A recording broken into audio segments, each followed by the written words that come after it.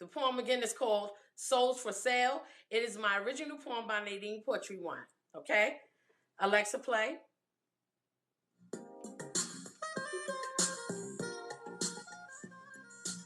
She said, I sold it. And many wondered what was for sale. They didn't see her with anything different, not an increase in her state of being, but she was convinced that she had sold it. But we noticed she was acting inappropriately. She would smile when smiles were not being granted. She was sad when everyone else was smiling. All we knew was that she had told us that she sold it. We still cannot figure out exactly what it was. She didn't drive a new car. She didn't own a new home. What it was, she said, I sold it. She repeated it often when she came around.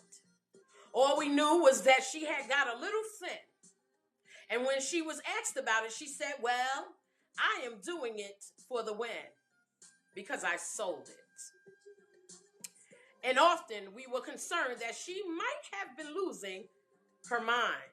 Well, she was.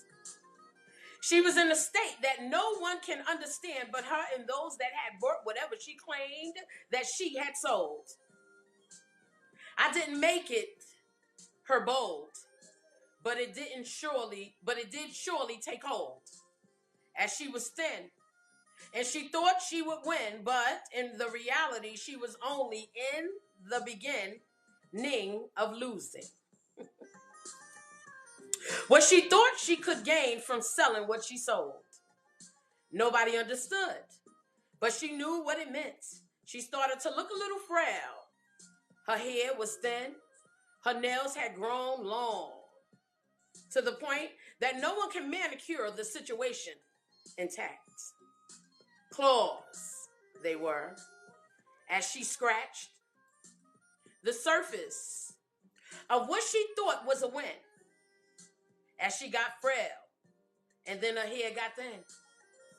And even her feet looked a little bigger because she had no skin to support her ankles to make them look the size that normally would match her body. But she told it, oh well. Then he came around to visit after Grandma went home to glory, and he told everybody, I am not giving up no money for no headstone. I am just here to observe.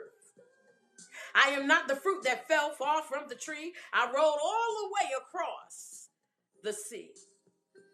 No one is like me, he said cheerfully and with glee. So she turned to him and she said, he is who I would like to be. Just then, we had figured out what was sold. When we looked at him, and after she leaned back and she gave us the whole fold, she had sold her soul. He had already done it, and he was living in it. She wanted to be like him, so she went ahead and she did it. They were sellers of their souls, so they could try to win what they thought they could not hold. It had made them nasty, bitter, cold. It is how they had to be. For once the soul leaves the body, it no longer belongs to the holders of it. It is actually in the hands of those that have convinced them that they can win if they go ahead and live completely in the devil's den of their sin. Their souls were gone. And they were trying to be the ones that give out scorn to those people that still had souls within their bodies that they adhered to.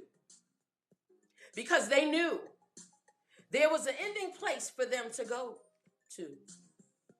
And for those that let go of their souls, for whatever they thought they were going to get in their earthly gains. Their souls would dwell in hell, and there it shall remain. Guys, that's it. Again, the poem is